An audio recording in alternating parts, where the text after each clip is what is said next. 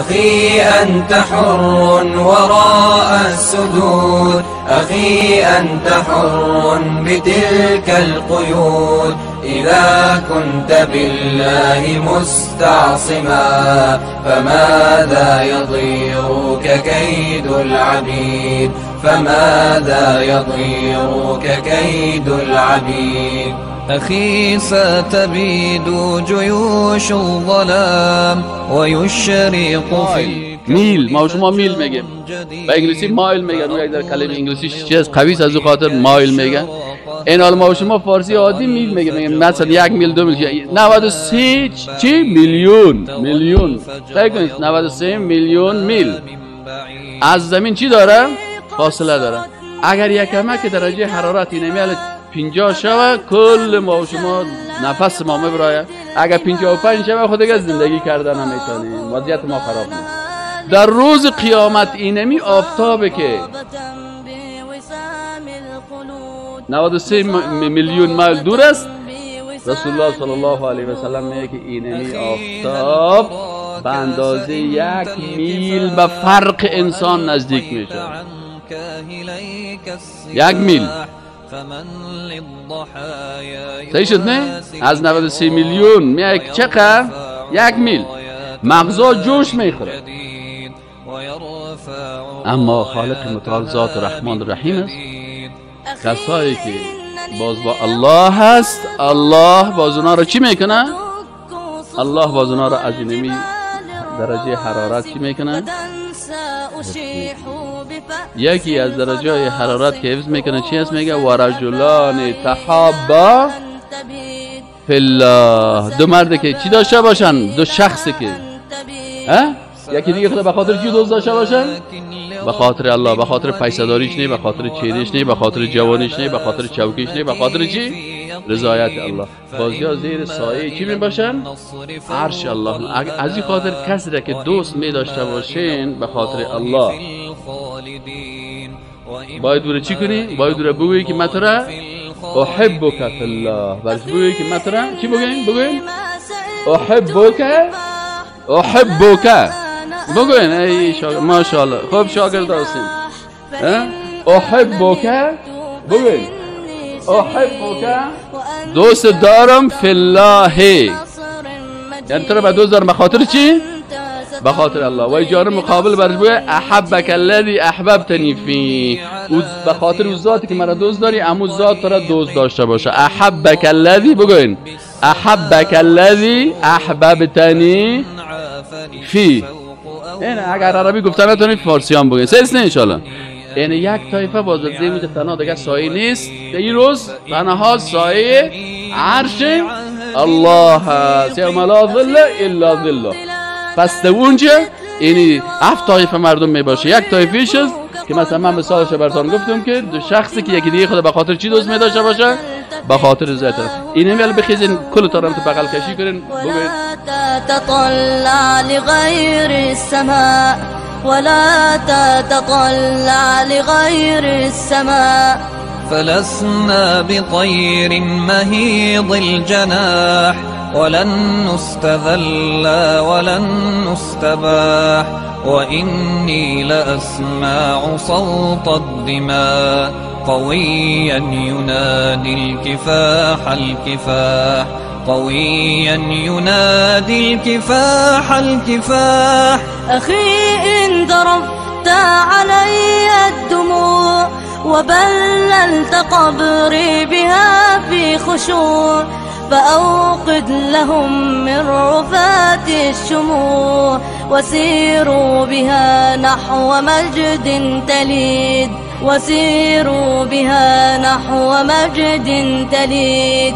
أخي إن مت نلقى أحبابنا فروضات ربي أعدت لنا وأطيارها رفرفت حولنا. فطوبى لنا في ديار الخلود.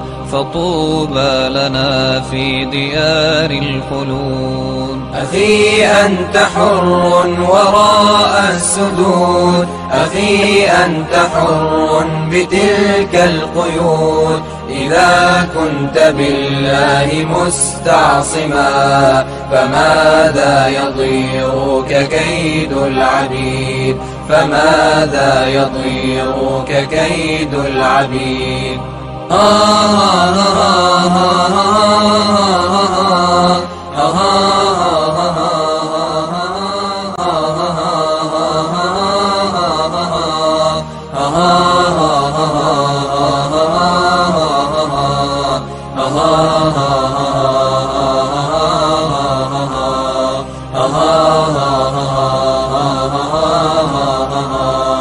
أخي أنت حر وراء السدود أخي أنت حر بتلك القيود إذا كنت بالله مستعصما فماذا يضيرك كيد العبيد فماذا يضيرك كيد العبيد أخي ستبيد جيوش الظلام ويشرق في الكون فجر جديد فأطلق لروحك إشراقها ترى الفجر يرموقنا من بعيد ترى الفجر يرموقنا من بعيد أخي قد سرت من يديك الدماء أبت أن تشلى بقيد الإماء سترفع قربانها للسماء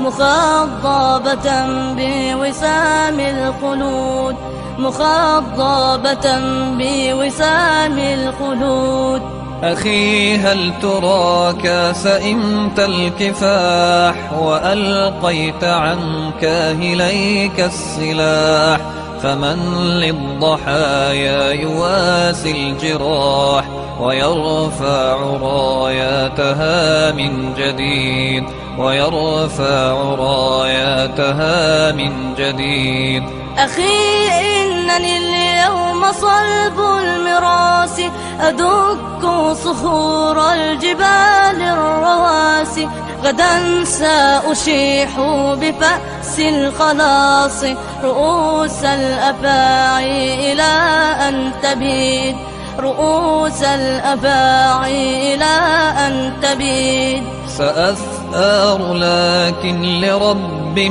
ودين وأمضي على سنتي في يقين فإما إلى النصر فوق الأنام وإما إلى الله في الخالدين وإما إلى الله في الخالدين أخي إنني ما سئمت الكفاح ولا أنا ألقيت عني السلاح فإن أنا مت فإني شهيد وأنت ستمضي بنصر مجيد وأنت ستمضي بنصر مجيد وإني على ثقة من طريقي إلى الله رب السنا والشروق فإن عافني السوق أو عاقني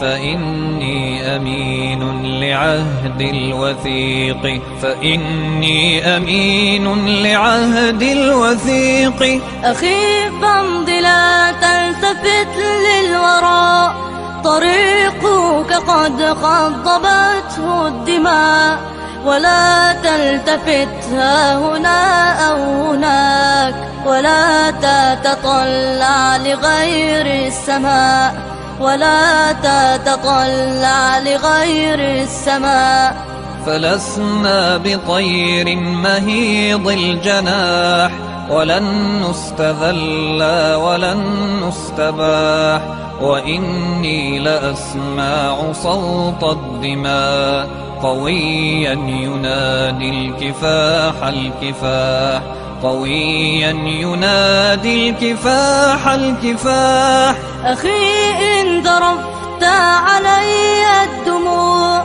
وبللت قبري بها في خشوع فأوقد لهم من رفات الشموع وسيروا بها نحو مجد تليد وسيروا بها نحو مجد تليد. أخي إن متنا نلقى أحبابنا، فروضات ربي أعدت لنا، وأطيارها رفرفت حولنا، فطوبى لنا في ديار الخلود، فطوبى لنا في ديار الخلود. أخي أنت حر وراء السدود، أخي أنت حر بتلك القيود، إذا كنت بالله مستعصما، فماذا يضيرك كيد العبيد، فماذا يضيرك كيد العبيد.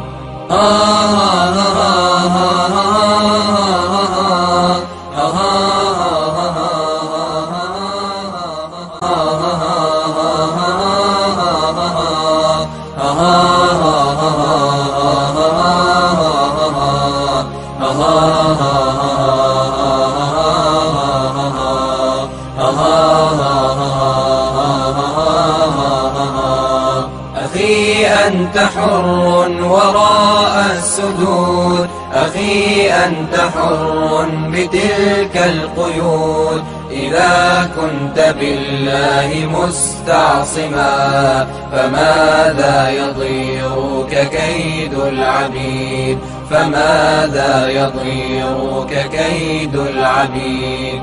أخي ستبيد جيوش الظلام، ويشرق في الكون فجر جديد، فأطلق لروح